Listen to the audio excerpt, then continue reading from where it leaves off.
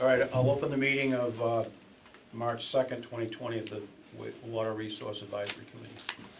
The first item on the agenda is the discussion of the third-party cost and agreement review, which was presented on Thursday night at the three-town Board of Selectmen meeting at Southampton Elementary.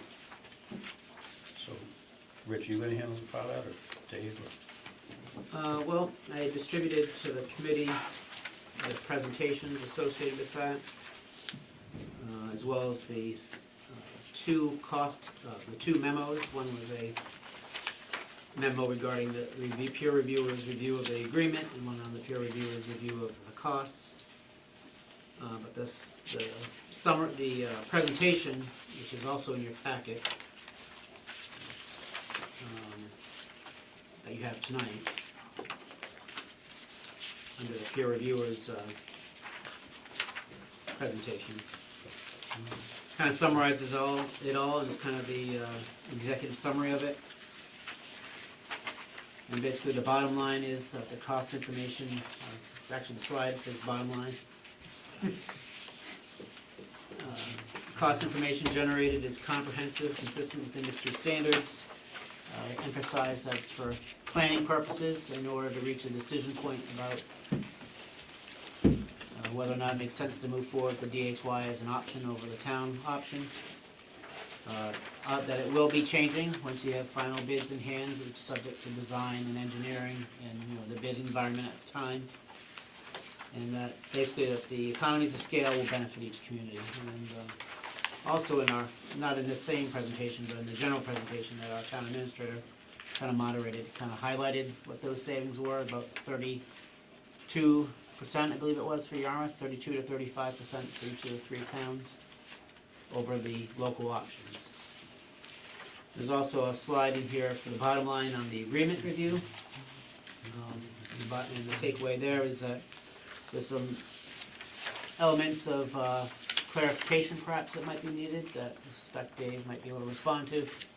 And then there's a handful of transitional things that we ought to address that didn't seem like we had to change so much the agreement language, but we might want to include transitional items as an appendix.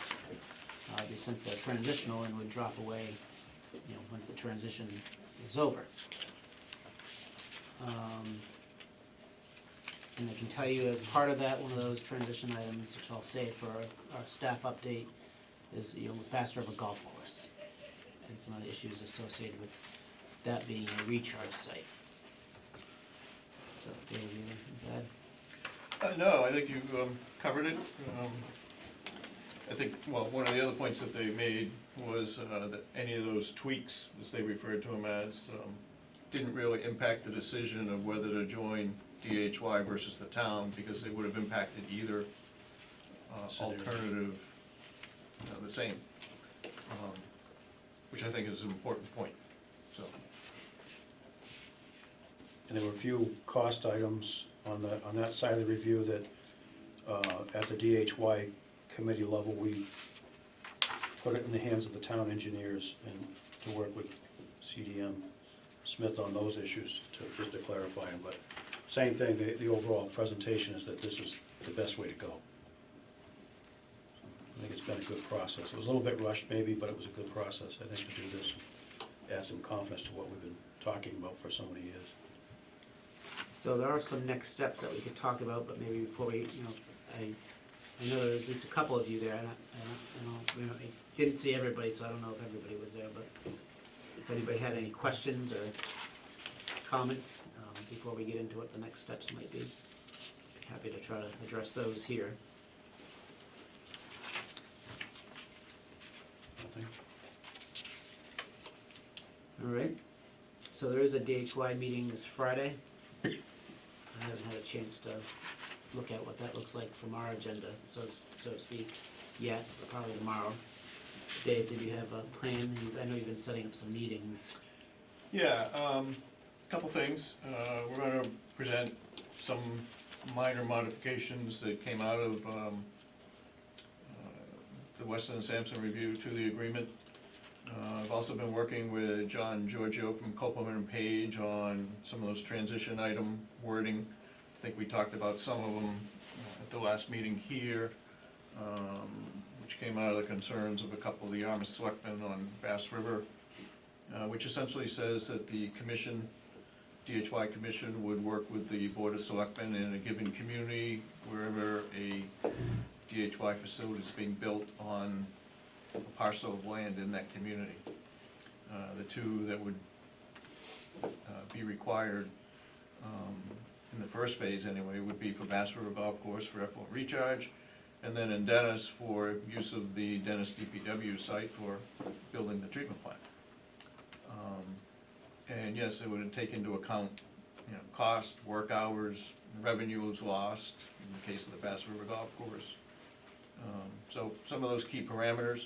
So the agreement is intended to say that memorandum of understanding, or whatever ultimately it's called, would be developed during the design phase. Don't need to get into the weeds at this point because a lot of the details aren't known at this time. But it would cover those general areas of things that ought to be in the Right. agreement. Right, so it gives that higher level things of what would need to be covered. You know, even like work hours type of thing, particularly if you're near residential facilities. So, that's being worked on. So if there's concerns as to Yarmouth getting paid back for lost revenues or profits, or however it's considered, this wouldn't necessarily indicate the exact details of that agreement that might cover that, but the agreement would have to consider that issue as part of Yes, and it would its mention execution. those types of words, you know, lost revenues and those types of things.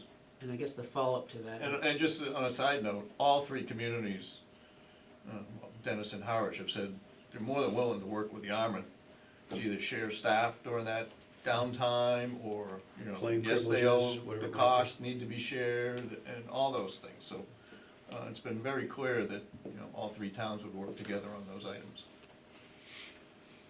So the agreement's gonna list each of the shared sites. It's Yep. gonna have the language that there's gonna be some sort of agreement and language what those agreements ought to cover. So that should give the selectmen some confidence that their concerns would be addressed. And ultimately, and I'm just talking out loud, correct me if I'm wrong, so the board members are we're all on the same page, or committee members. If the selectmen don't agree with the MOU or agreement being proposed, is that just left where it is and we don't have agreement and we can't move forward? What happens if they say no? Well, I think the fact that that site is being listed in the agreement, and actually Attorney Giorgio has sent drafts of articles to Dennis, which they wanted to review them before they got released to the other towns. But he's proposing that you actually put articles at town meeting too, to say that you're going to develop those agreements, and these are the parcels that would be leased for 99 years to the DHY commission. So you're committing to the use of that facility. What you need to discuss and negotiate is those items that are listed generally in the agreement. Well, so that's a couple things. So first of all, if you have to discuss and negotiate, what if the negotiation is, no, we don't agree with what the commissioners are offering, and we say no still? So, Do we think that's a possibility at this no, point? I'm just trying to think of what's the worst case scenario, right? You know, for the sake of argument, just because golf's the issue that we've been talking about. You know, the commissioners determined that $100,000 is appropriate for lost revenue or profits, and the selectmen think it should be $1 million, you know, whatever, something crazy. Well, So if there's no agreement, how do you move past if there's no agreement on executing the details of a lease or whatever we're gonna call it? One. And then two, those articles that would have to be at this Springtown meeting, because that's problematic, because we've already set our warrant. Well, do you have a special within your annual that you could still add articles to? No. We don't typically call it special. Because that's what I think Dennis was planning to do. So I guess they'd have to be brought up in the fall.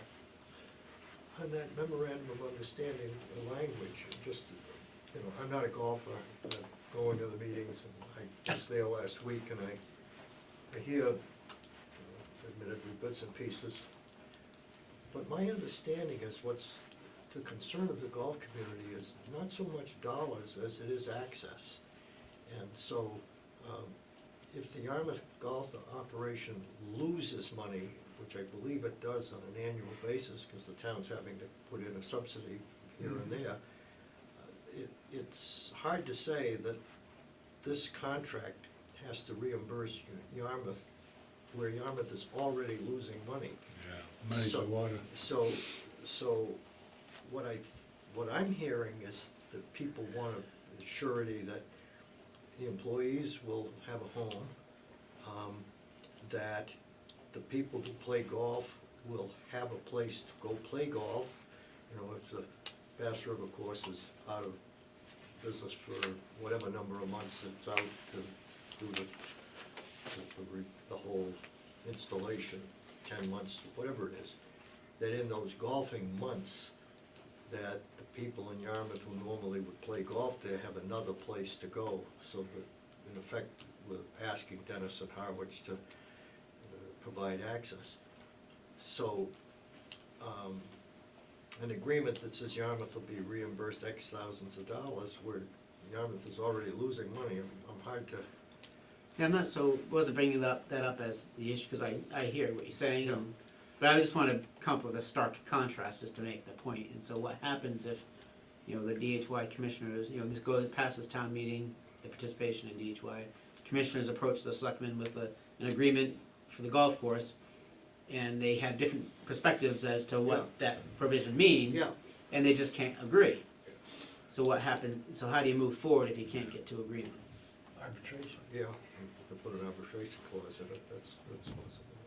Well, we already have that in the, If somebody's contesting something in the agreement. Yeah. so that's in our DHY operating agreement. Yeah, So I but- guess you're right. I mean, if a community doesn't, if a board of selectmen doesn't want to approve something, they're only hurting their community because they're paying a certain share, so if you keep raising the fee up, you're just increasing that share.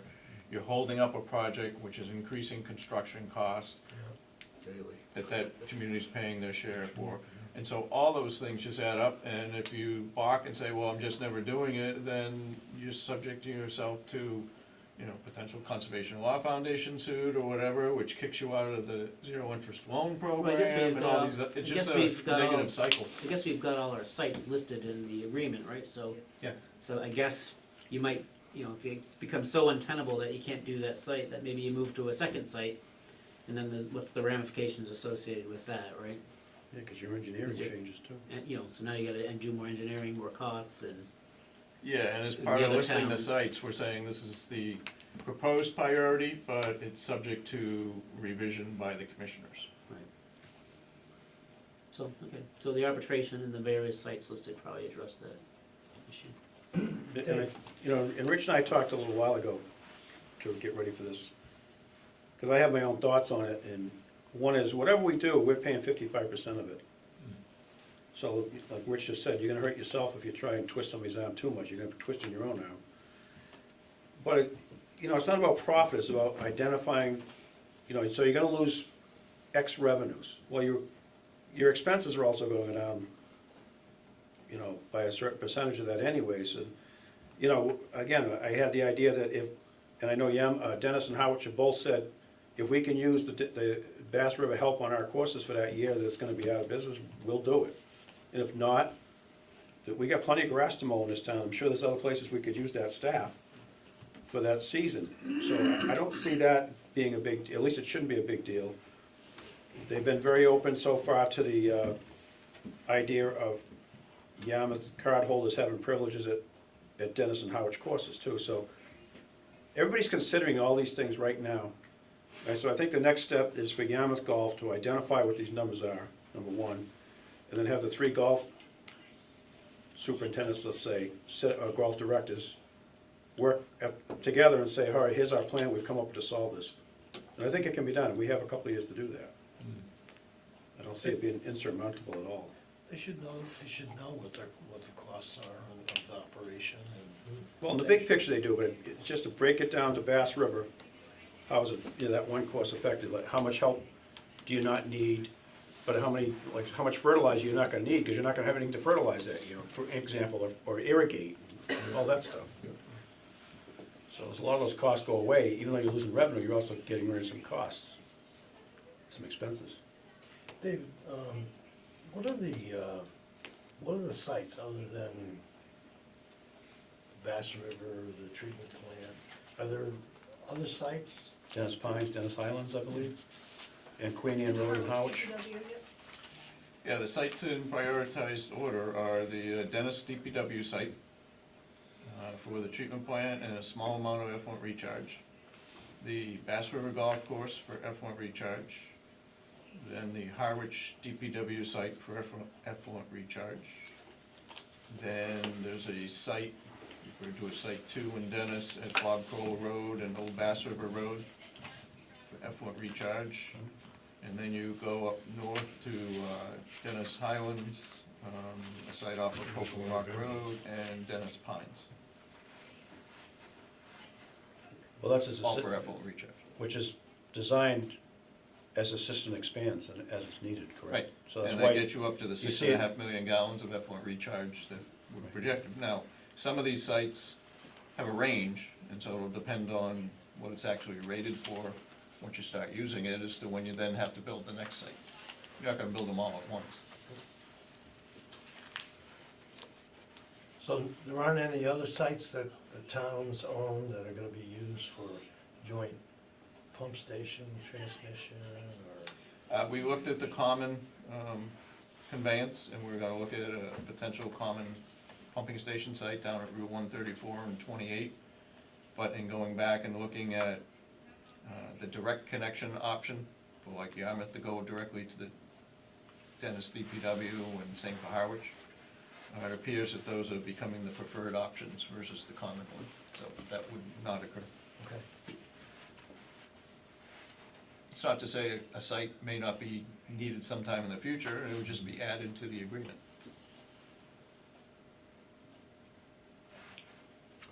Somewhat unrelated, but does this negate having to go over Bass River at the current Bass River Bridge, Route 28? Because it's unknown at this time definitively, I think the discussion has been to go along and at least put the pipe sleeves in on the bridge.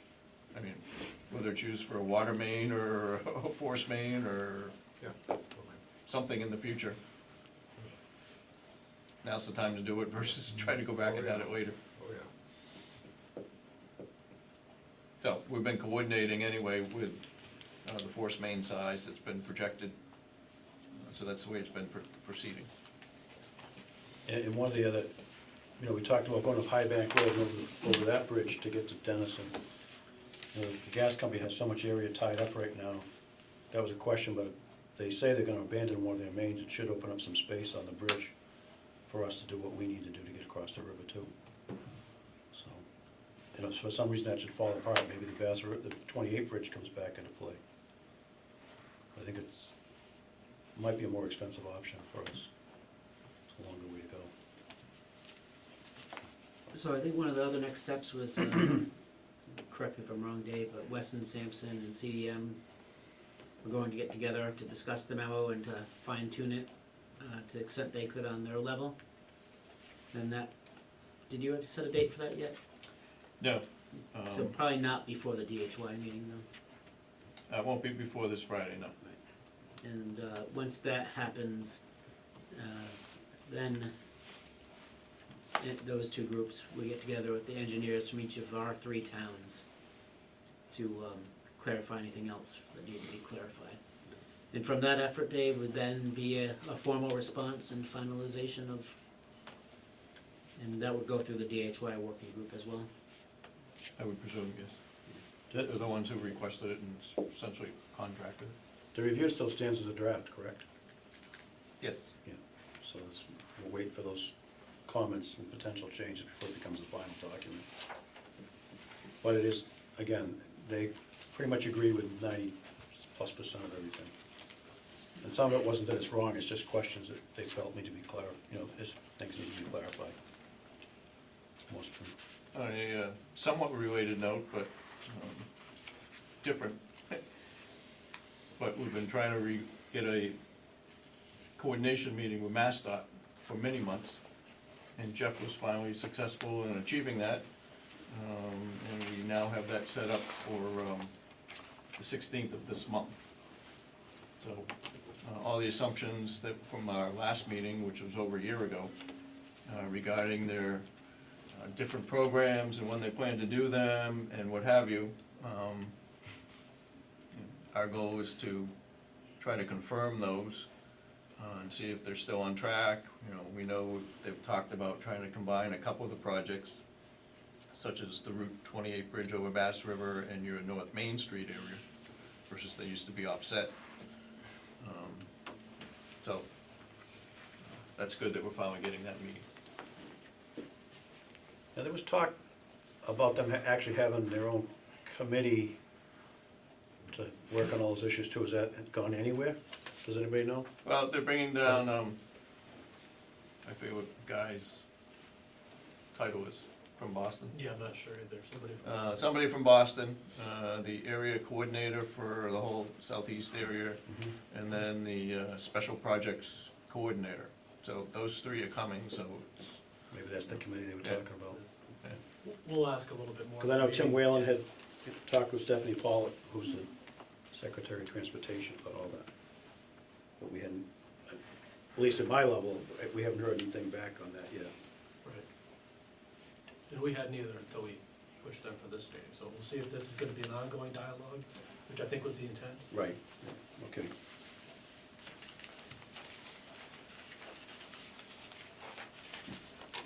Any more questions on the cost and agreement review? Anybody? Okay, I guess we'll go to outreach and marketing. Yeah, go ahead, Tom. Oh, I conducted a meeting of the Conservation Commission on the 20th of February, and we had a delay in the convening of the meeting because of a quorum issue. So we showed the Academy Award-winning films by Kyle and Rich.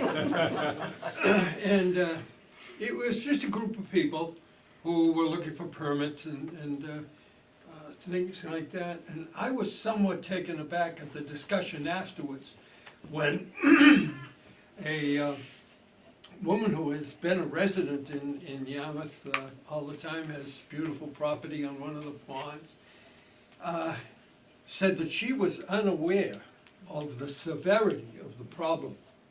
And why had we never put an information package in the water bill and told her about it? And I kind of sat back and didn't say anything, but we were very seriously thinking about that.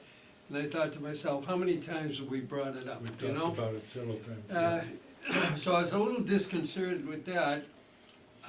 Another thing was, one of the people said that they had been to a meeting where there were a number of realtors. And the realtors felt that in lieu of sewering, as the alternative systems, which are now 90% effective. And Not true, I kind of stopped a little, and they're much cheaper than sewers. not true. So. Don't shoot the messenger. I know, but that has to be the answer. Again, I put up my shield and sat back a little. And the third thing was that I had mentioned that there was an anticipated $100 million expansion to the commercial nature of Yarmouth. And the point was brought up and very strongly felt that that's wonderful. But you get restaurants and you get hotels, you need people to man those. And they're people who are in the lower pay schedules. And how are they ever gonna live in Yarmouth without affordable housing? And affordable housing is one of the main considerations and accomplishments of the Community Preservation Act. And you're taking half of the community preservation, and this conversation went on, and I could hear this dictating that person's response to anything dealing with the financial aspects. that piece with them was not considered a piece, it was considered the main aspect.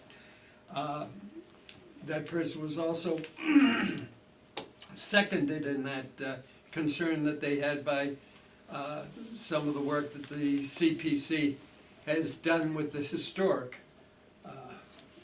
structures in Yarmouth, and that should certainly be continued. So when I got my breath back, we convened the conservation meeting and everything quieted down. I put that out as a point of information, one of concern to me. How do we address those issues, particularly the one about how do we get this information? We have spent a great deal of money on excellent presentations amongst ourselves and with certain numbers of people, but how do we get it out to the residents of Yarmouth, ones who would never come to a meeting that we could talk with? Thank you. Appreciate that. You know, on the IA systems, I talked to DEP myself last week. I ran into somebody at a meeting, and his answer is still the same. Their costs are not cheaper. No, Their effectiveness is nowhere near 90%. absolutely not. It's a fairy tale right now. And one that's being propagated Where's it by coming from? very important, very influential people in Yarmouth, the realtors. Well, we attended a different Realtor meeting last Tuesday, Rich, Jeff, and I thought mostly it was well received. We had somebody who decided it was gonna be 24-story skyscrapers coming to town because we were doing sewers. And, you know, I have to keep repeating the same thing. Okay. This is an environmental tool. Things like skyscrapers are a zoning tool. Not allowed in this town. Being sewered is not going to allow that. We had another Realtor from Dennis who complained about a lot of things, and I said, the best thing you can do is go talk to Paul McCormick and ask why they're doing what they're doing in Dennis. Because we can't control that. We had the maps and showed us the different things, so. And what was the other issue somebody brought up? Was the same guy had the same problem? About the capital part of the plan is being paid for by the users, and was that number Oh, too right. big or something, but Yeah. it's. And to Tom's point about the CPA, so where we seem to be with the Board of Selectmen is considering the $500,000 exemption, which is equivalent of, it's not half, it's 0.78% of water infrastructure fund. So it'd be a reduction of CPA revenues of 0.78%, not half. I mean, still a reduction to their overall point. Uh-huh. That's the impact with an exemption, the residential exemption, the $100,000 residential exemption. The other thing that I think they still need to flesh out, and I don't want to speak for the board, but the alternative to that seems to be of what they're considering is if you didn't do the residential exemption and just did a straight 1% reduction. And so again, that's not half, that's 1%. And that still has to go through town meeting, and it still has to go through a ballot. I think if it's perceived by the people who feel strongly about this, that there has been a strong effort in order to accommodate, or at least address their concerns, then that's the important thing. And the other thing to what you just said, that reduction, and the example I use, and there's more than just this example, but it's the easiest one because it's a Cavalier, it's a recent one, where the town gave $2 million in Affordable Housing Trust Fund money, which came from CPA, to the Cavalier project, which in then turn spent almost $1 million, about $900,000 for an on-site treatment system. 750. That's $750. Yeah. So, affordable housing and wastewater is all related. Mm-hmm. Understood. I just am interested in how we can communicate this to the community Right. such that they have a comfortable, I don't know if you're comfortable with the But- 40-year project, but anyway. What I was gonna offer up to the committee for discussion is, and Jeff and Kyle, if you guys have any comments, now that we've had that 3-town board of selectmen meeting and know the sentiment, we don't really have any specific direction by way of a vote, but we kind of have, you know, the sentiment of the board, I think. I think that gives us some ability to draft a flyer that we could probably get out in a general distribution. You know, That would be excellent. I don't know about think. water bills, it'd probably be a separate mailing just for this. At this Whatever. point, it would have to be a separate bill. Gonna be a townwide bill? And- Mail? Well, we'll have, yeah, Yeah. and Kyle had looked into it, I don't, Kyle, if you recall that off the top of your head, but What the cost was? yeah, but we're talking 10 grand or less, Yeah, it was less than 10 grand. I don't wanna forget exactly what it was. I can look into it. 5 to 9 or something. Yeah, it like was that. around that Well, range. it sounds reasonable. Yeah. I mean, when you consider the money that we've already spent in the planning, we really should put something forward. Well, I agree, and I also think there's a timeliness issue. If we have the town meeting coming up on April 28th, you know, these things don't have. We better go. Really gotta go. You gotta make the decision post haste, and, you know, the effort to put it together, and the printing and whatnot. And it's also important for people to have it in their hand sooner than the week before the meeting, because once you put this out to the town, there'll be this cross-pollination effect where neighbors will start talking to neighbors, and the, if you will, impact of it will be several days, if not weeks, after it's received at a given home. Yeah. Keep in mind, some people are traveling, snowbirds, whatever. And it's a mistake to think that it's just people who live here in the winter. The positive impact has to, if you will, transcend the whole population, because everybody does talk to everybody in a given neighborhood, and so we need to build that support. So I would be in favor of getting something together quickly and out quickly. I'd suggest maybe there's 2. One is one we can get out quicker than the other. The second being specific to town meeting, once we've got a final decision as to what the articles are gonna be, and maybe even hopefully recommendations, I like that. we can send out, you know, here's the 6 or whatever number of articles it is we have, and here's what they mean and why they're recommended. I think it might make greater impact if you separate those two things. That's what I'm saying. Oh, you're saying, oh, good. So one we can get out Good. sooner rather than later that's more generic, Right, and then- raising yes, awareness. Yes, that's an Mentioning that awareness. mentioning that we will have articles at town meeting, Yep, and then the but second, that sooner. is the article, push, that'd be great. How about press releases from the Cape Cod Times and the Register? I know we have the reporters cover some of our meetings here, but if we could give them the information that we would like to get out to the public, would that be possible? I have, and there was an article I saw that, in the but I'm Times, just and saying, there's another article coming out through the Register. yeah, I'm not sure the timing, in the next Yeah. week or so. One other thing to the high rises that are gonna go up on 28.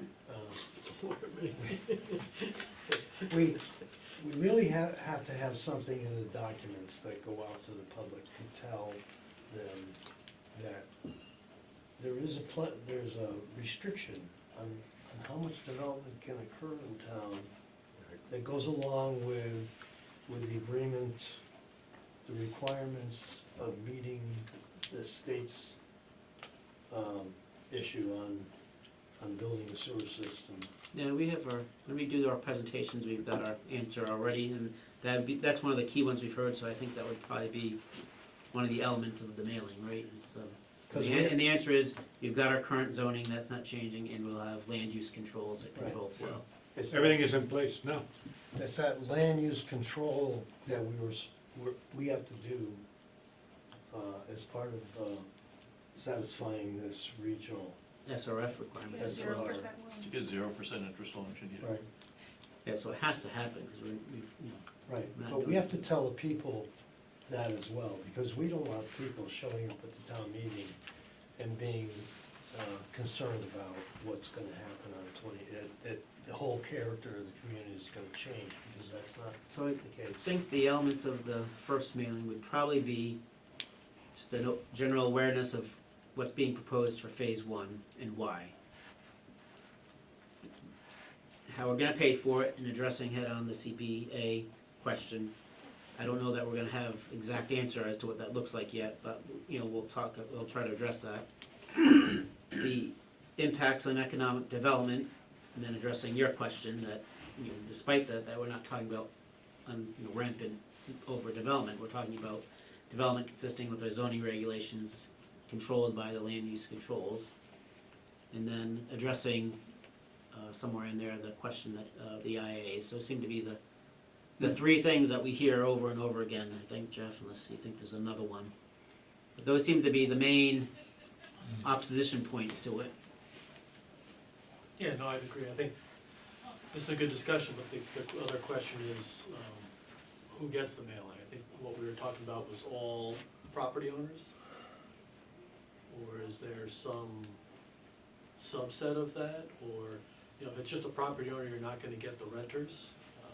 You know, so there is a question about who it goes out to. Well, you see, it would seem like you take the voting list because those are people gonna have a say. Do you recall, Kyle, when you talked to that company about where they're getting their list from? Yeah, I think it was everybody who had like the mailing address, you know, Okay. registered in Yarmouth, so they'd be registered voters. So anybody who gets like their tax bills at a Yarmouth address. But that's, That's a the point Kurt's making. Registered voters is It's one not list, property tax. property owners is another list, and some percentage of those lists Yeah. overlap, Yeah. whatever it is, 50, Renters. you know, and, yeah, and then Yeah. there's yet Point another taken. group of renters who wouldn't appear on either list. And yet there's another group if you wanted to, you know, target as well.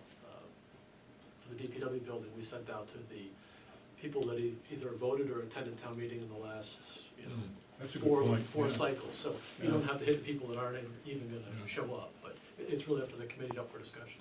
Yeah, they're likely to be there. Do you have That's those how lists, most of those- Jeff? Or do you have a company? I that have did it? the DPW list, absolutely, that's been developed, so that's ready to go. And the reason I'm asking the question is because, well, first of all, it's very important as to who the audience is, but the other question is, some of this takes some time to develop as well. I should be able to get it pretty quickly, but some of it is easier to get than others.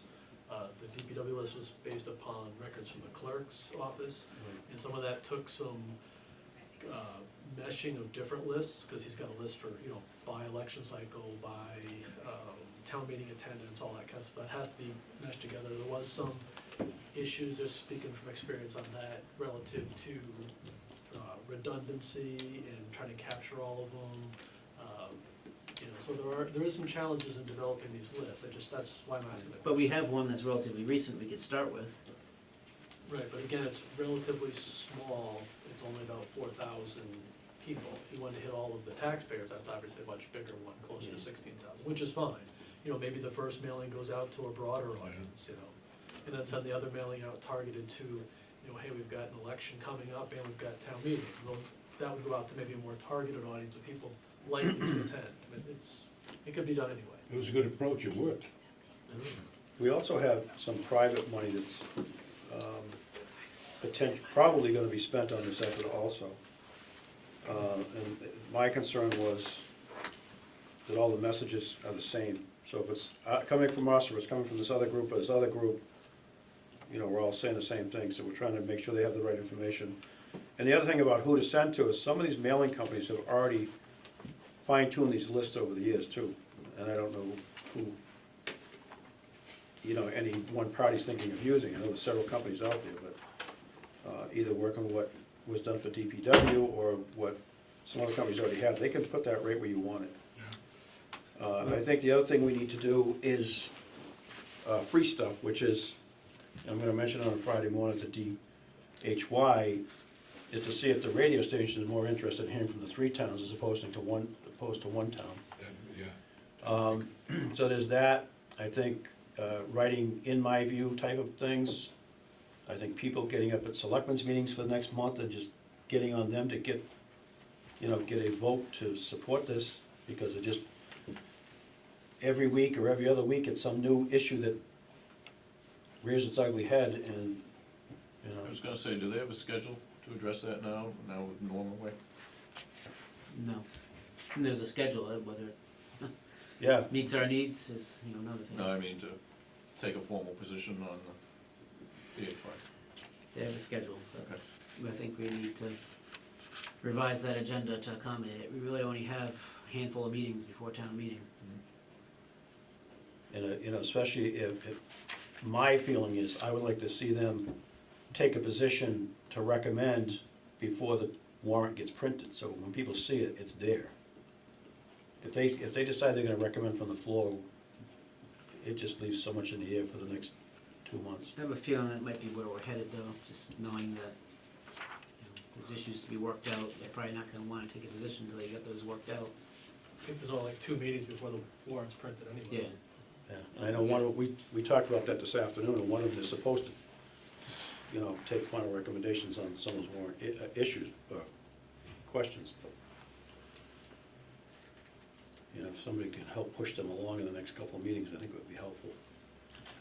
Yeah, so, to move, I think what I would do is, because this had been on my mind, and I just haven't had a chance since the DHY meeting to do much, but I have some follow-up from that meeting I need to work on, and I was planning on also working on putting something together, so within the next week, this week or the beginning of next, I ought to have something put together, and I'll probably be talking to Kyle and Jeff and CDM about what that looks like, and I can send that out, and in the same time, I'll work with Kyle, hopefully, to see what he can do as far as getting a company that has a list available that we can send it out on. So hopefully we can move relatively quick on doing that. It seemed to be, to me, the biggest lift. You know, the other things, if Kurt or people he's talking to can get us a date, I'll just make sure I'm available if I'm wanted to be. Because it's really at the whim of the radio stations. Name of his business. Otherwise, I'd go out to various groups that request it. This was the cover on the mailing stuff, so that was like a 6x9 You know him, right? for Oh, yeah. $5,000. He'd be very helpful, I It think. goes over 60,000 people for a full-size like sheet, and you're gonna be like $12,000. Yeah, typically what we've done is like a trifold, you take it and you fold it, Not good. because that way you can put the address label Last name, right? on one of the holes. Really direct mail. Rather than sticking an envelope. John Yeah. Curley, yeah, okay. Well, I was Cheaper. willing to volunteer the liquor stamps. Maybe they can use my talents. I don't think you lick stamps anymore. Yeah, the machines print all the postage right on it, and away you go. So that's something we can move forward on in the next week to two, and hopefully try to pull something together. And the person I'm talking to, one of the people I'm talking to has already proposed a couple of mails on their own, so maybe we see how they plan on targeting their list. You know, I mean, it'd be interesting to see. I get everybody's point about getting a mailer out to everybody in town, but, I mean, just personal experience, it's just, you know, bad to say, but I get all kinds of mail in my mailbox, and 9 times out of 10 it's just Yeah. ripped up and thrown in the trash bag in my car. If you haven't seen any of these things in the newspaper, you don't follow the town on Facebook, or watch the TV, or sign up for the mailing list, or see the videos that have been pushed out through several groups, you know, community groups, and the Media Center, and the Friends of Ass River, and the Realtors. If you haven't seen any of that, I'm not sure what one of these $16,000 mailers is gonna do for you either. But, Yeah, and You if know, they if they haven't catch- seen something yet, it's unlikely they're going to town meeting. Yeah. they might vote. I mean, people that go to town meeting actually pay attention to what's going on in town, if they haven't picked this up yet. So if they're not, and they haven't heard anything about it, it's unlikely they're gonna go sit at a 5-hour session at town meeting. Maybe it depends. But as they talk, yeah, we won't get into a discussion of yes or no. I think the thing is to get something out. Yeah, so no, that it's still people are worthwhile. aware. Despite all that, it's worthwhile. You might pick up a few people. And I think everybody was just waiting for the 3-town meeting to occur to try to get the positive support Good, from all of them, so that you went out there, you were saying something that was being backed up. Well, that's what we saw. Right. We saw a positive thing with Yeah, that. I think if you're gonna, at this point, if you're gonna send a mailing out, I would think you would target it to say, this isn't gonna affect your tax bill, number one, and maybe a brief explanation of what the articles are that we're going to present at town meeting, because other than that, they should know something by now. You know, I think everybody knows that a clean, and I don't wanna call them wastewater questions, I wanna call them clean water questions are coming up. Because that's what this is all about, it's about the result, not the cause. So, you know, back to the CPC thing. CPC has done well at putting money away, so it was available when they had a big project like the Cavalier come along or something else. And I know some people disagree with me, but I think they would survive fine even if they only had half their money. And again, Rich has already identified that money will rebuild itself in a fairly short order. And on the other side of it, I don't wanna say if, when the new growth comes in, there's money that we can spend as a town the way we want. We don't have to be under the restrictions of the state on how we invest that in something else within the town. So, just my thoughts. But I did warn the selectmen about the growing wave of, you know, taking away that money that was gonna be a great loss to town. And like I said, my personal feeling is I disagree. I think it'll require a little bit of change in thinking, but I don't think it's gonna hurt the town. I don't think it's gonna hurt the Community Preservation Committee. You served on as chairman. Right. For quite some time, yeah. All right, those are my thoughts on that. Like I said, I'm gonna keep, and I welcome anybody else in this room to reach out to other people who they think can be helpful in this. I'm gonna try and reach out to some other people I know and see how much they wanna participate, because if it's somebody else's voice and somebody else's money, it can go a lot further than what we can do sometimes too. One of the things I left, and when we left the Realtors Group meeting on Tuesday, one of the closing remarks was, I didn't care whether you were for it or against it, but it was important for people to start showing up at selectmen's meetings to let them know where they stood on it. Because absent any outside influence to the Board of Selectmen, it's like operating in a vacuum. They don't get a sense of the importance to their community on the issue. And so I guess I would just offer the same thing to this group, to the extent you interact with any people in the community, you ought to ask them to come. Even if it's great, if it's for it, then great. That's good support to have the selectmen move forward. If it's against it, that's okay too, because we're gonna have these questions. We need to rather hear them sooner rather than later, so we can address them. I just hate to see it evolve into a CPA clean water situation where one is against the other. Well, I've been thinking about that, and I think the answer to that is, well, let's take step one. Yeah. Do you want? Should we have wastewater? And Absolutely. then, so if you all agree with that, Yeah. then you just disagree on how you pay for it. Yeah. But the selectmen need to hear that there's a need for wastewater. Yeah. That would be my takeaway. That Clean water. clean water. Yeah. Well, another thought, again, we're working on different things with the marketing, and one that popped into my head, but I don't have the connections, is the editorial board at the Cape Cod Times. I don't know if anybody knows who to contact there to see if they want to sit down with anybody. You can probably help you out there. I know somebody who works at the Cape Cod Times. My roommate is a writer at the Cape Cod Times. So, maybe we find out how we have a sit down with them and get them Well, I to, Yeah. And also email Chris Legere. She's done a couple stories on Yep. on everything so far. So but I would If you imagine can- they would be interested in this Yeah. subject. If you could give them your information, the information we're discussing all through the process here, might be more pointed. Could we talk about launch schedule for this mailing? What's a good timing if you're gonna? well, I'm hoping to pull something together over the course of the next week.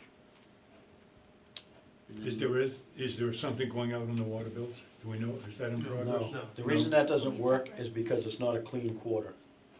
Everybody doesn't get their water bill at the same time. That's why we got caught in this problem, is that we thought, oh, we could pick a quarter and go, but we can't, because it's kind of a rolling quarter where Too late now. you get it this month for a quarter, I get it next month for a quarter, and he gets it the month after for a quarter, so. We've lost that window already. We didn't know that window was so big that we had to hit. We should have done this, 6 months ago on that basis. But it might be better off. In the future, we can still use it, but for right now, it's too late to hit, to help us with town meeting. Sure. It might be okay anyways. I think you wanna have this mailing happen 2 or 3 weeks before the town meeting, right? Yeah, but let me tell you what the catch is on some of that mailing. Because of the class of postage of mail it is, it doesn't get a great priority sometimes. So you gotta be careful not to go too early, but not to leave it so it goes out too late either. And that's very difficult with the post office sometimes.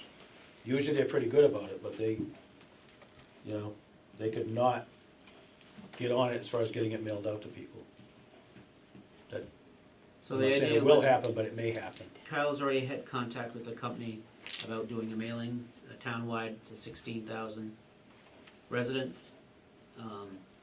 So what we're contemplating is a mailing sooner rather than later, that's, gives the encapsulation of all the information, summary information, and then a second mailing in advance of town meeting that's specific to town meeting articles. Excellent. So that's what we've got to execute. And there's also, I forgot to mention, I've been told there's a couple of parents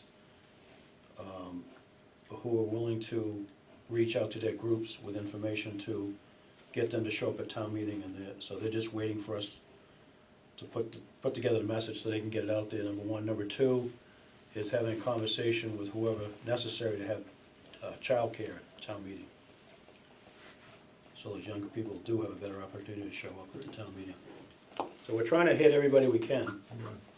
You know, I know within the committee, I know Lee's gonna do something. Are you still doing your men's club, or have you done that? The men's group is St. Patrick's Night. Okay, so there's that. We wanna do at least one more outreach, public outreach like we've done in the past, so we've got that. So we just have to put all those together. And again, as I think of people, I'll keep reaching out to them and seeing if they're doing something, because I'm fine with that, if it's their money, but I just wanna make sure all the messages that go out are pretty much the same, that they kind of mimic what we have been educated on all this time. Well, Kyle went through, and I think you did too, that presentation to the men's group. We both took a look at it, and, it's consistent. Message here. Thank you both. The other direction I would need is, if we wanna, I'm thinking we probably really only have time for one, if we wanna do one public outreach session. When would the committee like to have that scheduled? Either the week of the 13th or the week of the 20th, I'm supposing. But, that's up to you, I guess. We're gonna do one on the 18th at Kingsway, right? No, I'm talking about one during, usually we do it on, I think we did it on a Tuesday night and one on a Wednesday night. Okay. And probably at the cultural center, or we could do it anywhere, cultural center, COA. In April? In April. Hey, Rich, is the planning board doing one of those pre-town meeting informational meetings like they had last time? You're the planning board. I'm sorry, board of selectmen? I'm on planning board. I haven't We're heard back to that, work now. I'm sorry. I haven't heard that yet, and, I thought Mike said they and were. I probably have to do it. I'm just saying, Right. if you're doing that anyway, maybe you do But I another would one at a different imagine time. that- and- They started it, so I would imagine that it's probably a thing, I just haven't gotten any direction on it yet, but it's in the back of my mind of something And we could do. and I think you had mentioned about maybe doing some videos on the articles themselves. just It's on so my they know. mind too, just haven't gotten to it yet. No, I'm not putting on you to do it, it's just, people No, I asking got you. questions about the different outreaches. I suggest an outreach meeting the week of the 13th. It's gonna be probably very busy the week just before town meeting, so back up a week. How about, Plus you got school vacation in there That's the too. week before school vacation. so how about the 15th? That's everybody's favorite day, that'd be a great time to talk to people. You tell them we're not gonna cost them any tax dollars. The IRS is gonna give you a saving. Yeah.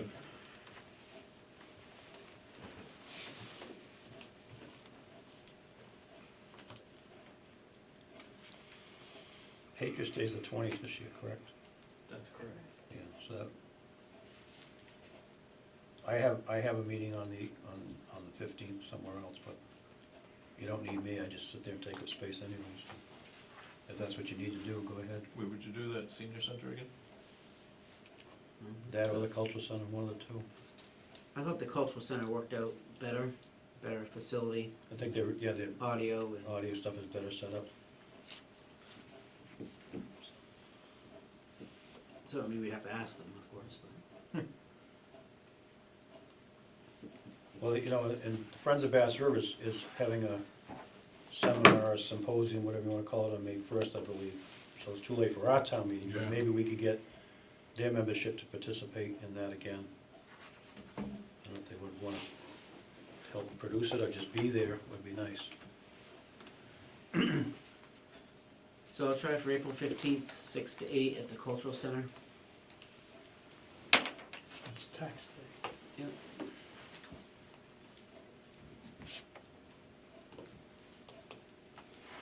If not, then we'll go to some town facilities, or maybe we could try the Realtors Association again. Yeah, I believe, Ryan has said we could probably use the place for it too if we needed to. So I'll try those two first. Yeah, we originally thought maybe doing something at Flax Pond and then, not doing that event anyway. That's a bit out of the way, and I think there was an issue about using it at nighttime anyway. The acoustics, I don't think are that good in that No, room sometimes. no. So we'll try out those two, we've been there before and maybe people are familiar with it. Yeah, I think that would work. All right, Would we make reference to that meeting and the first mailer that's about to go out? Yeah, good. yeah, and As I'll long as we get can lock it up. a hold of Mary Bilbon out of the chamber. Do all, make sure everybody knows all these things that's coming up.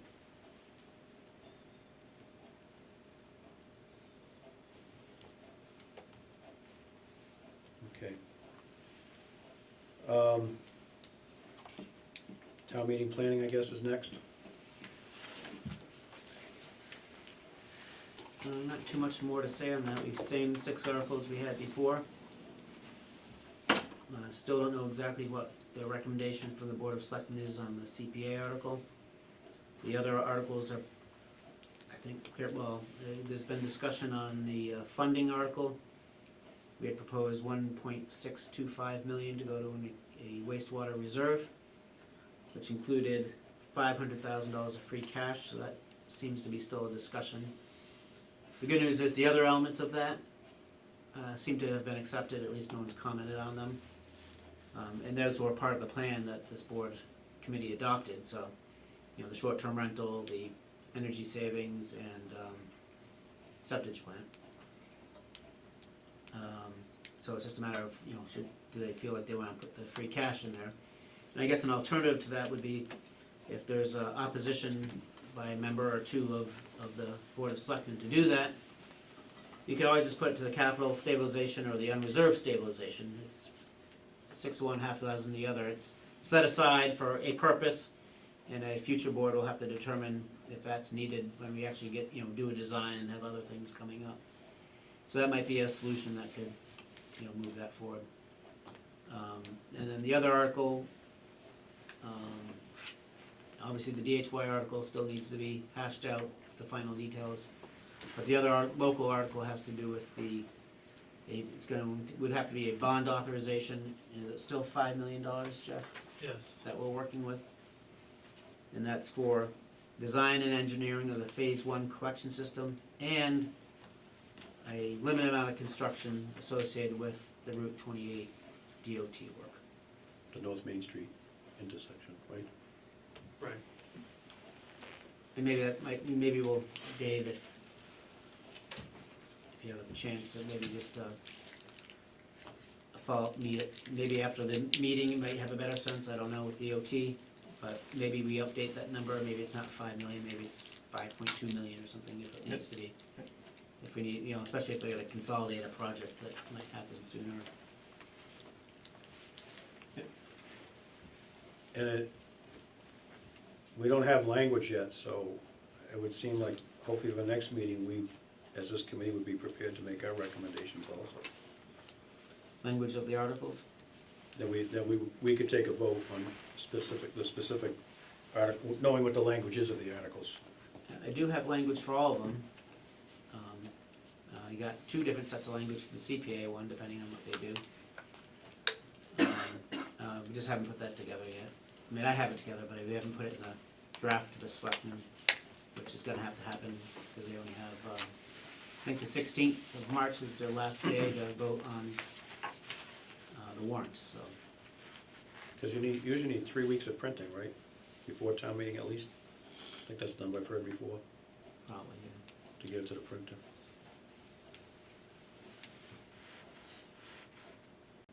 Okay. Staff and committee updates. You have anything else?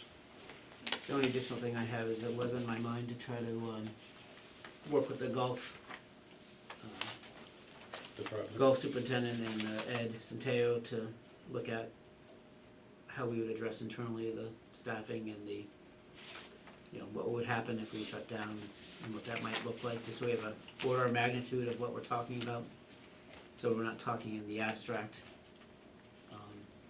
I guess if you could make a worst case scenario of that and say, you know, at the worst case, it's an extra $1 million to the project, you know, which ends up costing Yarmouth $500,000. Is that enough to sway your opinion about whether DHY is a good option or not? And just try to put it in those terms, you know? Because I think when you put it that way, it's, right, you know, it doesn't change your opinion that you're saving 35% and it's, maybe you're saving 35% less 500,000, it's still a pretty good darn percentage, so. Unless you just don't wanna put the golfers out for having to play somewhere else for a year, but. Gotta get a brand new course. Well, that's what I've said. Somebody pays for half of it, almost. Well, in that regard, just a quick update, I didn't wanna circulate these because they are in rough form, but we are working with the golf course architect that the town uses, Tim Garish. And this is the existing, as if we build the leach fields and put them underneath the existing course. And this is if you build the brand-new course, which was the recommendation of the golf committee when presented to them. And so we're costing out both of these options to see what the difference is and whether the town wants to go with the new course or just essentially put back the existing course with some minor safety improvements. So this concentrates sort of a base of what DHY would pay for, and then as Rich was alluding to, if you wanna go with the over and above what Yarmouth would pay for. But, Are the you know, infant- where you're ripping the course up, it's cheaper to do a new course then than it is starting from How scratch, much so to longer do speak. you have the alternate cost? Pardon? How much longer do you have the alternate Uh, cost for the whole well, course? when we were talking about this at the selectmen's meeting, some of the golf committee members came up and said, well, when are you coming to us? We had indicated probably the end of March, early April. One of the issues is Tim Garish is actually going on vacation for 3 weeks over in Europe. Is he sure he wants to do that? Would we but- have resolution on this Can't by get back. town meeting? Yeah, we'll definitely have a cost before town meeting, yeah. But you don't have to make the decision whether you're building a new course at that point. But isn't You'll it, have some of the items that need to be addressed and will be addressed in that memorandum of understanding to make sure we're capturing the global items, not the details. Do the infiltration beds affect every hole? No. Oh, okay. People do ask that sometimes. But essentially, you know, it's, Mostly if ones you're taking closer 4 or to 5 high holes bank. out, you're really taking the course out of Oh, service. absolutely, no, I agree. It's not like you can people go just- play 12 holes. Yeah. but could you play 9 holes? Well, we're discussing that with Tim, and depends on the layout, whether you could say, all right, we're taking these 9 holes out of service, you could still keep 9 holes open, and then flip it for another season, But and of do the- that 9 holes. No, but I don't understand that, but I mean, of the 4 or 5 holes that are being impacted, are they 4 or 5 holes that impact the front 9 and the back 9, or are Yeah. they, The way it is, okay, so it would affect the full 18 in one form or fashion? right, because as you can see, And you still you know, we're need, doing 3 areas over here, because that goes directly out, and then these go down that way, so, yeah. and you still need stationary for the contractor too, so. You know, to try and stage on the property and run a golf course at the same time, in my Yeah, you're opinion. talking hundreds of cubic yards of material. Right. And what would be the time frame for that, Dave? Well, that's one of the things we're trying to sequence, and that's actually a good segue there, Tom. You must have known what my second handout was. Well, can I just ask one question? first? ESP. Before you get into that, is on the golf course itself, because I've heard this a couple times, and in my mind, even in the option putting it back the way it was, that's still a new golf course. Am I wrong to say that? Well, we're trying to stay in the fairways, and one of the complaints that I've heard is that the greens and the tee boxes really need to be improved from the existing course. Gotcha. So we're not touching those, because that's the expensive part to rebuild. But if you're rebuilding a new course, then yeah, you're even changing hole locations and layouts and all that. So, That'd be a substantial escalation on the cost right there. So, schedule-wise, and this came out also, we were already planning to do this, but this came up as part of the peer review. They said, you know, well, you need to look at all three towns and DHY, which is essentially a fourth town, and how the projects line up, when you're going to bid. Now, essentially, each town's desire to bring bid numbers to town meeting. So we've been trying to look at how that starts, and if they pass, all three towns vote to join DHY in April, May, what that does going forward. So we've started to put together a rough master schedule, so to speak, showing at least how we envision this, and we're trying to set up a meeting with engineering, DPW staff in all three towns to get their first reaction, and then we'll distribute this out to everybody to start to say, all right, you know, that makes sense, or can you move this up? But the components are, one, construction of the different projects and how you break that into how many bids. So we've taken Yarmouth, to keep it simple, and said, all right, we're gonna do Yarmouth sort of west of Parker's River, a portion that was already designed, and then Yarmouth east of Parker's River, just for talking purposes. But then we're trying to dovetail that into town meetings, so that you bring bids to town meeting. And then we're trying to dovetail that into the MassDOT projects, so that you're doing the west of Parker's River when MassDOT's digging up west of Parker's River. Similarly, in Dennis, you've got from Bass River almost to 134, it stops a little short, you know, sequencing that portion. And then you gotta think about, well, if you build Route 28 West in Yarmouth, that feeds into east. So if you build it, it's got nowhere to go, you can't tie anyone in because you haven't built east yet. So does it make sense to build east first and make sure that that's done before west when MassDOT's gonna be building west? So a lot of variables, and so I've tried to put a first pass at this, but we wanna get input from Jeff and others in the other towns with this, and then we'll distribute it out for everybody to start to poke holes at it. But there's a lot to coordinate, and that's why it's critical that we get that most recent thinking anyway from MassDOT on their projects. Yeah, and see how flexible they are, right? Yeah. Maybe they say, all right, we're not gonna do the Yeah, well, west you side know, or the what we east wanna side. try and do is say, all right, you know, can you maybe move this one up and move this one back, because it helps whichever town, type of thing. Or does this still make sense, type of thing. So, we're looking for their input and seeing if there is any flexibility in how those projects. Of course, the other thing that popped in my head when you just mentioned that, was bringing bids, because bids only, as we all know, are only good for so long. You know, what are you gonna have a May town meeting with a bid in hand, get a contract? What are they gonna do, stage and then stop for July and, June, July, and August?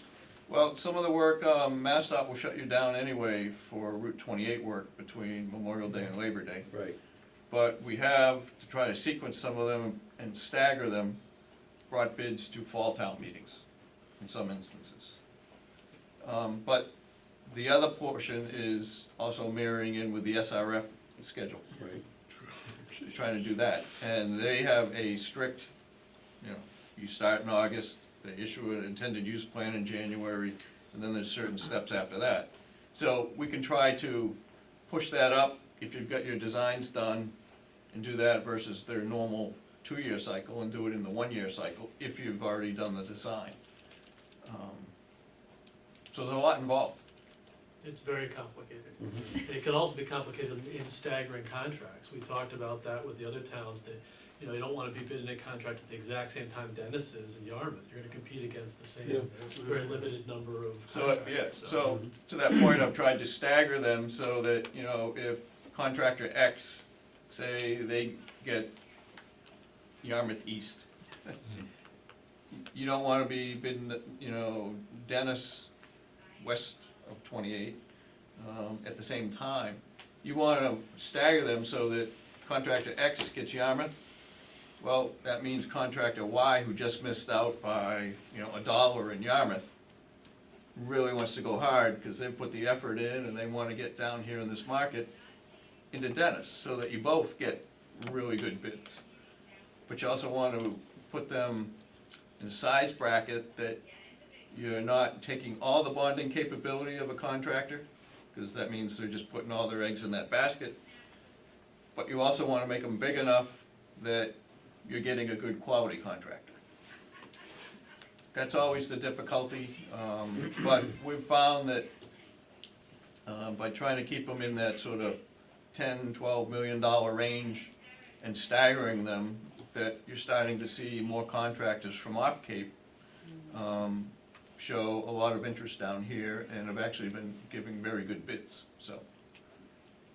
And my understanding is that in Howard, and I won't name names, but contractor A lost the bid, contractor B got it, but he's working with contractor A, because the two of them together apparently could help each other, in spite of the fact that one company got the bid over the other. I don't know if that's true or not, but that's what I've been told. Well, no, the two of them worked together and built the Truro water system prior to that. Mhm. So they're, Or Eastham, right, yeah. they're, yes, excuse me, Eastham. They work very well together, and they're required to work together in terms of sequencing of where they're working in East Howard, so we're not closing down one main road that then feeds into another one. It needs to be used as a detour road while one contractor is doing the other. So we actually have construction meetings. They're holding additional meetings to coordinate all that. But we put that in the construction documents too. Yeah, no, but I've been told they've actually, beyond that, they've been sharing resources with each other that Yep. make, just out of goodwill, I guess, to help the other companies. We'd like to be first. Yeah, sometimes you're better off being second in the bid market. They're a little more Never know. aggressive, because they missed out, and they gotta feed their mouths. Unless they're the only guy left, and he's gonna say, good, I'm gonna get my money now, but who knows? When that time comes, I think we'll have a better sense of what the market's like. The other question I had, I kept meaning to bring up since Kathy's here, is when do we need the land use control ready? I know we need it for SRF, but do we have a quarter or a year, whatever, what our goal should be to get that done? Yeah, no, you have time for that, as we've indicated, because SRF does not pay for design money. So that'll all be local money. So it's when you apply for the construction money, which would be probably a year or two out in August, would be when the applications go in. So probably 22 Yeah. sometime, okay. It might be good to have some initial conversations to be sure that we can answer some questions that they come up at town Yeah, meeting. no, that's Yeah, why we just- should start it. I think Harwich is a little different than what we are, and how the allocations get done, is it first come, first serve?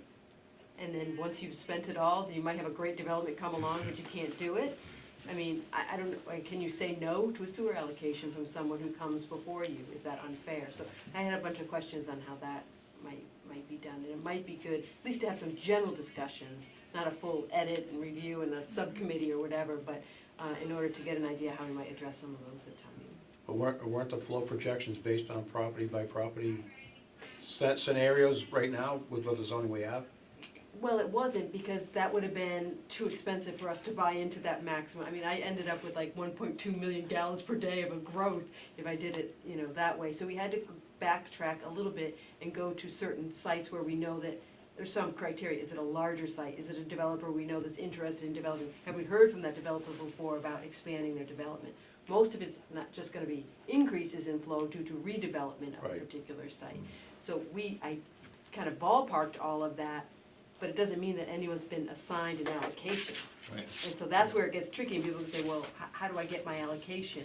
And do I lose out if all the allocation's been given, or do I have to buy a development to get their sewer allocation, clear that site, and build my development? Those kind of things. Yeah, no, I agree, you should start the conversation now. Well, the other thing I think about, I made a comment, being a plumber, in that we've done a lot of water conservation efforts over the past, however many decades, and yet none of our sizing tables have changed. So has any of that in the engineering world on sewers been thought about as far as gallons per day in a given property, or a given bathroom, let's say, or bedroom? Because I don't think septic numbers have changed, right, in the design? So No, Title V because, design well, numbers are the septic same. systems are based on maximum day flows, it's not an average day flow. Right, Average but- day flows have dropped, because, yeah, low, Low flush toilets and areas and toilets, shower low flow heads, all shower that. heads, Yeah. improved washing machines, you name it, dishwashers. So actually, the numbers that were used in the Massachusetts Estuaries Project reports have all pretty much gone down if you look at the same 3-year period, or a new 3-year period today. Mhm. A lot of reasons for that, but in general, I think it's because more and more of the water conservation items have been kicking in and lowering it. So that's a good thing, because that gives you more buffer to allocate other flows. That's kind of what I was thinking. Yeah. Yes. Okay. When I did my proposed projections, the proposed was based on Title V, so that was slightly conservative. But the other thing that doesn't, the existing flow was based on water records. So we have a lot of seasonal people. If you have a big change from people being seasonal to all of a sudden being year-round, that's just gonna increase flow on its own, all on its own without an actual allocation being given to anybody. So that's a little tricky too. But the system's designed for maximum flow, so just because that maximum flow happens over many more days, I don't think it's, or months maybe, it's not that detrimental, right? Yeah, no, ultimately, your pipe your- network, your treatment plant, all that will be designed off a peak day flow for the summer. So, Which I think was, what, 2.2. 2.7 times your average day flow type of thing here in Yarmouth. So, What we're buying, the allocation for the wastewater treatment facility is based on your average day. yeah. Correct. but the engineering that goes into the pumping and the piping and That'll et be cetera, done peak day. it's set for peak days, so, Peak day of our full build-out, kind of in the general areas where we have identified it. It's tricky, there's a lot of assumptions that get made in all Oh, of this yeah. stuff.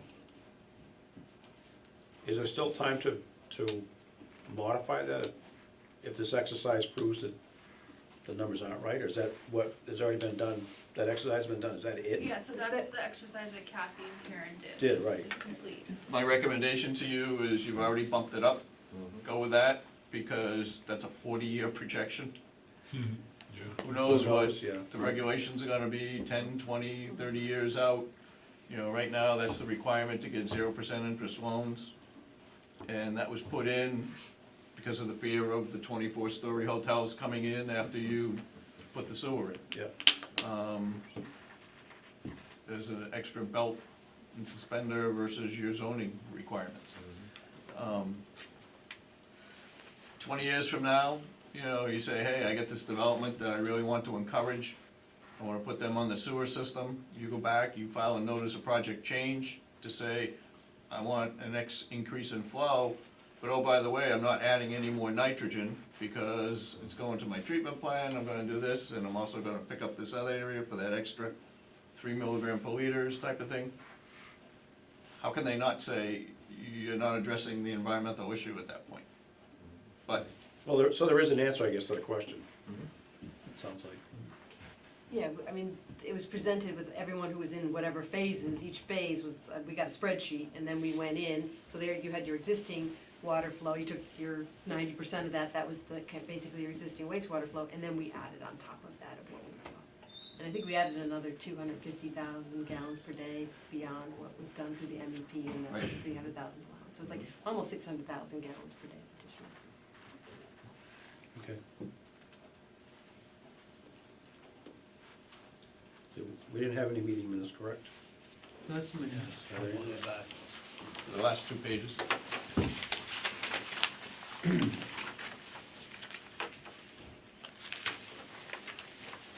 Town meeting, we're gonna talk about that at our next meeting, who's gonna speak, and Yeah, well, actually have some articles hopefully by that point.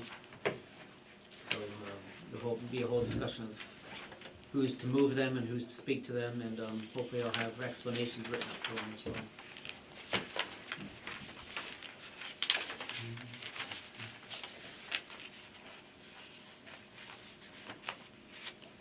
Look at that, Tom, back on November 4th, first item, direct mailing program. Would have worked by then. don't think anyone knew Well, what to the say. thing is, here's the other thing Didn't know about, what to say then, right? you know, maybe that would've worked by then, Yeah. is every time you have town meetings is a sweet spot when people are paying attention. Oh, I know. So if you had a 4-month cycle to do water bills, I'm not sure it'd be that effective. Not that it's a bad idea, but, you know, I think Well, sometime in April is really gonna be the time that people are gonna start thinking about these issues. but then, That should be our if you focus. send them on a water bills, they connect clean water with wastewater, and it's a different thing. And maybe a lot of people that get it can't say they didn't get it. They weren't informed. And I think that's an issue too. You're gonna get somebody who's not paying attention all this time, but they're gonna show up to the town meeting and say, gee, I didn't know about this. At least if they get the mailing, you say, well, didn't you get the mailing? And the other side is how many people get water bills and aren't voters. Well, I think I may have mentioned before, we did mailings in Harwich, in the water bill. And it was like 10,000 that were mailed out. And it said if you have questions to call the town administrator's phone number. They got 5 calls out of all those mailings. 3 of them were from people who live off Cape. Yeah, you never know. All right, do we have a motion on the November 4th meeting So minutes? moved. A second? Second. Any comments or corrections? All those in favor? Aye.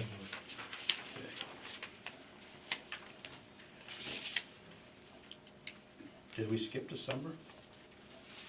We did it already. Or we did that last month? I don't think we did, because it was our next meeting. Yeah, November, weren't you, February? Oh, it's not like the selectmen, who were probably 7 months behind sometimes. Okay, do I have a motion on February 3rd, 2020 minutes? So moved. A second? Second. Any comments or corrections? You want more time to read it? All those in favor? Aye. Okay. Future meeting dates and agenda item, I believe we have one in early April. 6th, The 6th. first Monday. So that'd be a good time to have our town meeting discussion, how that's going to happen. When's it? We could Looks talk like it's about, gonna be April 6th, is that next meeting? I don't know if it's really, if you wanna take the time to talk about land use controls at that point, if there's anything further. Well, I don't wanna let it sit on the side of the road and we forget about it, you know, I'd rather, even if it means baby steps right now, or, you know, I'll defer to Dave about when's the best time to do what on that, since he's had experience with that before. The other topic that we think we had talked about in the past, or at least you and I have, Kurt, was, do you wanna get an update from anybody on IAs? I think that's not a bad idea, and maybe at the very least, if they're willing to be here, is at one of our outreach meetings. Is that what you're thinking, or as a committee meeting? No, as a committee meeting. I don't know if it would be in a good position to get them at an outreach meeting yet, especially if you haven't heard what they have to say. Respond to that, but, because what they're gonna present generally is gonna be the pie in the sky, good stuff, you know, from their perspective, which is what they presented. Well, I'm talking about maybe somebody from DEP or the county to talk about Oh. IA systems. Well, we know the That's what he's trying to DEP's sell them. Yeah, we know DEP's position, which is none of them have been licensed or permitted for use. And I think Brian would say that, if he came to some of our outreach meetings, we wanted him to comment on that, I'm sure he would. And I wish I had written it down. He showed me a number of annual operating costs for an IA system, and it's quite substantial. What's in that brochure that we had sent around for Harwich? When we compared if you connect to the sewer, if you stay on Title V, or if you have to put an IA system in. For some reason, So that's not in this one, that's for in some the reason, I thought his number was around $4,000 a year. Yeah, I think it's 3 something, but yeah. You know, so it's, Because you need a licensed operator to come and check it, and you have to do sampling Lab frequently. testing. and then you get the lab testing that's all associated with that. And you have electricity costs. Now, those are for the more active. I think the ones that people are talking about is the more passive Passive ones. systems that are being tested now that came out of Florida.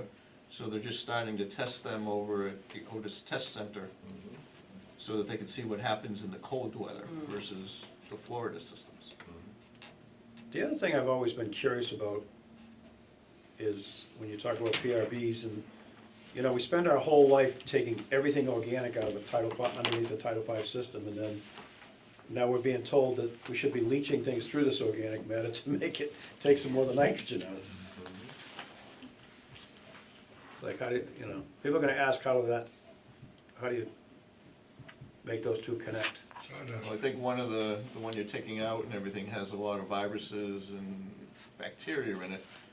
The other one has already been degraded and, you know, the viruses have been killed off, so that's one of the, But wasn't the concern Key about clogging the system if you had an organic, as opposed to having sand under your leach beds, whatever they may be, that, you know, we left all the peat under there, for example, we're just gonna clog up the system and they're gonna fail.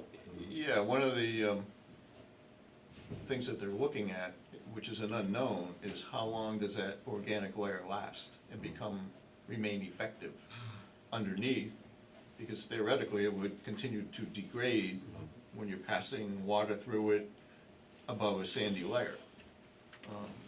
You know, most of it's wood chips and sawdust, it's not peat, because Right. if it's peat, you're having trouble infiltrating down through it, it's so tight. So, that's one of the unknowns. Yeah. Because if you have to Just- dig up your I'm just leach trying to field think of to the put a new questions that- organic layer, that's a pretty expensive endeavor. I keep thinking about the questions people have been asking we pretty much know, yeah, it's not gonna work. But as long as I can keep asking the questions, I'm gonna keep trying to find the answers.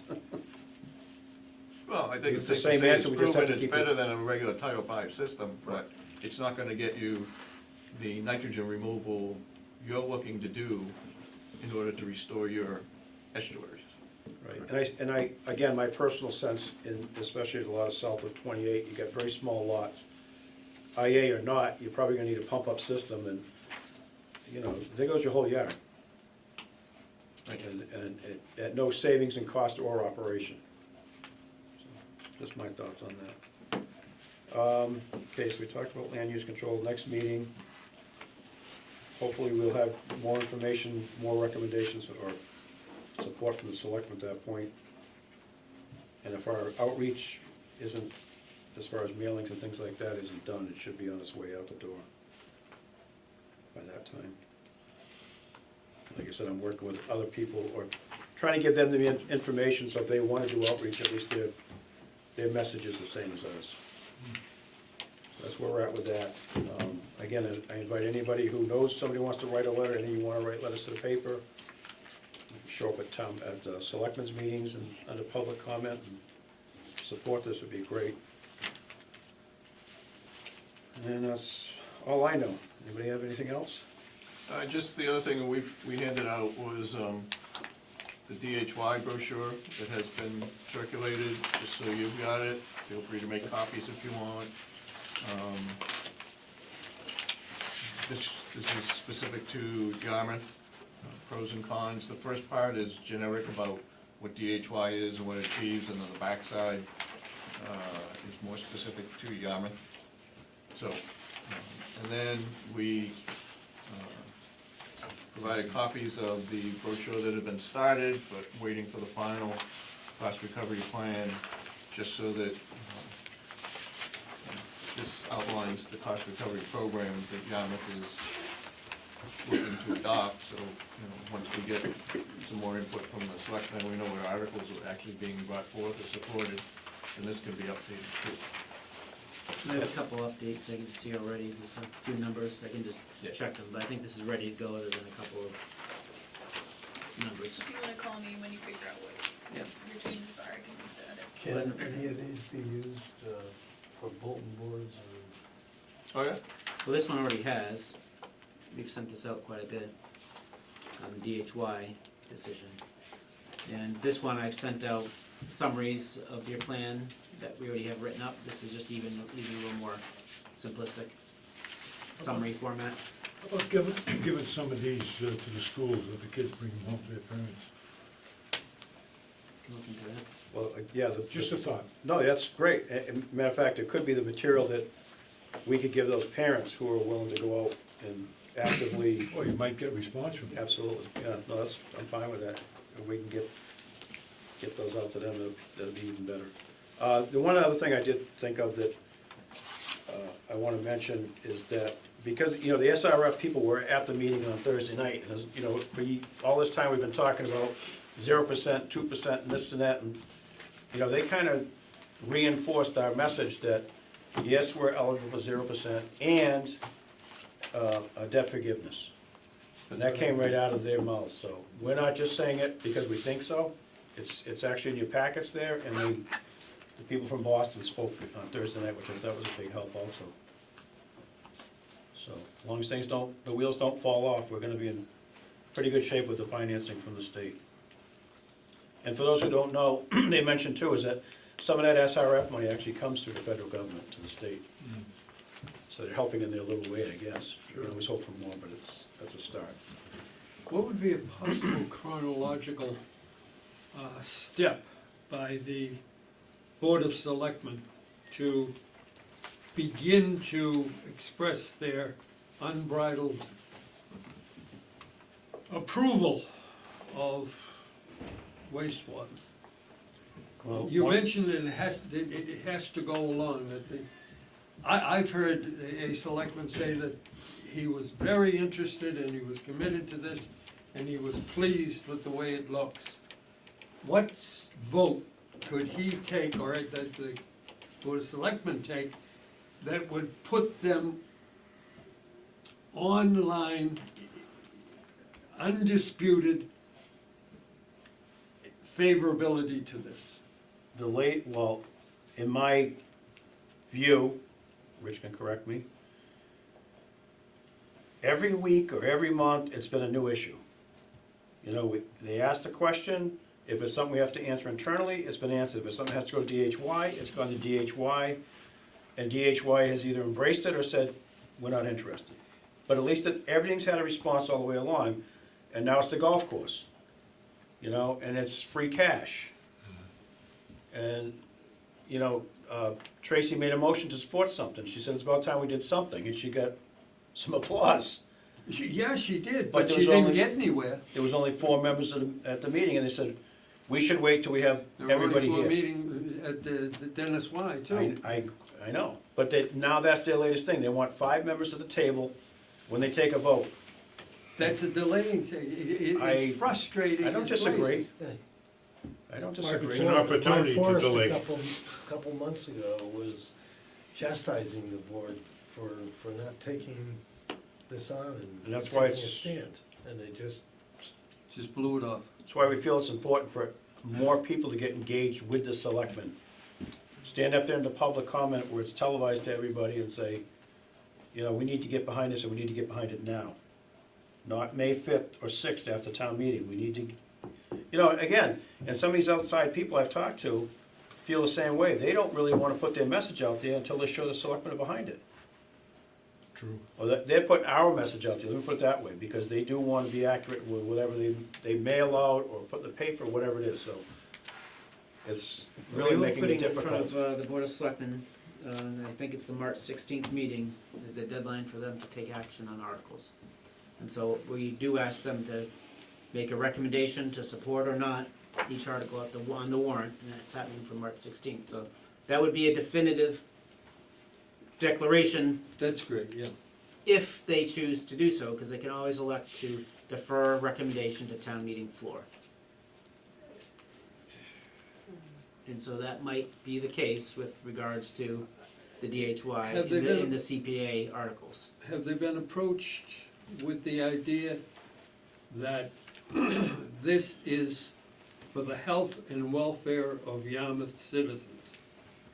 And are they against the health and welfare? Or do they wish to delay action on the health and welfare? They wanna take care of the health and welfare of the Yarmouth citizens as long as we can provide for golf for everybody. Well, that's a helpful activity. That's what Jeff told me. Where's the tape? That's what it comes down to, that's where we're at. Good That's point, the- Rich, good point. And that, and, you know, do you wanna put 500,000 of free cash towards a $130 million project? Those seem to be the last points that we gotta get over. I mean, not to be flip about it, but No, no, that's where we are. Well, We've I met there, think flippancy is warranted. and even with the We've met free, the enemy, and they're us. you know, the free cash question is, their request was no new property tax impact. And Rich has done unbelievable work. A masterful job on that. And the $500,000 of free cash is not going to affect anybody's property tax bill. But somebody's bit onto that one and they're not gonna let go. They feel that we should give them, the money should go back to the people and lower the tax rate. Well, do the math and tell me what $500,000 means in the townwide budget. But if you, so 32 I cents. mentioned it earlier, if anyone on this committee, or anyone you know that you've been speaking to on the issues related to this committee, wants to comment on those two aspects of the decision, I think it would be timely commentary. The use of free cash and the issues with the golf course. Show up, you have 2 meetings, preferably the next meeting, to apply, you know, your wisdom on them, and see if they will heed that wisdom. But they need to hear from the public. And we may still only have 4 members of the board there. I look back to, you know, the whole issue with Matakese, Eric Sickert. and what are we gonna do with the new school? 3 weeks. And they It initially, already cost us $5 million just delaying it. they initially felt one way. There was a lot of people that showed up and commented at selectmen's meetings, and the result ended up being a different way. Because So they- of the so they citizen need- involvement. They need to hear that people are engaged, and what's their level of engagement, and what's the desires of the community. Absent hearing anything, They won't do there's no anything. decision, you know, why make a decision? Is there the potential of, when would you have the edits to the agreement that is approved by the DHY group to present to all the Board of Selectmen? Because my fear is that the Board of Selectmen may not want to vote until they've seen that final document. There's only been minor tweaks made, the document itself hasn't really changed. And And that's- they've all been made aware of that, and the subgroup And Dennis has has been already carrying that voted to, message back. Dennis has already voted to support it, and they didn't back down from that on Thursday night either. They reiterated. The goal originally was to have that 3-town meeting, have all the boards endorse that agreement at that point, Yeah. and that would be sort of locked down going to town meeting. But the That's why extent, there's a few minor tweaks, they're gonna be discussed this Friday, hopefully that's it. and hopefully the group would have some sort of response to it to kind of indicate that. That's what I'd suggest in our discussion on Fridays. Yeah, because I That think, group ought to send something out saying, you know, we've considered the draft comments and made changes where appropriate, and here's the final draft, and this is what everyone needs to go forward with. So do you think you'll have that for the Board of Selectmen meeting on the 16th? Or is that the last one, the 16th? That's a Monday, is it really the 16th? yeah, for some reason they moved it. Okay, yeah. I think there was too much green beer on Tuesday night.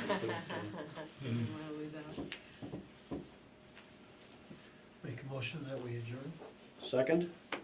Anybody second? Nobody wants to stay here? Second. All those in favor? Aye. Opposed? See, nobody's ever opposed. Thank you all for your time. Thank you, good. No, thank you. Do you do 8 minutes when we have a meeting of the Board of Selectmen? We use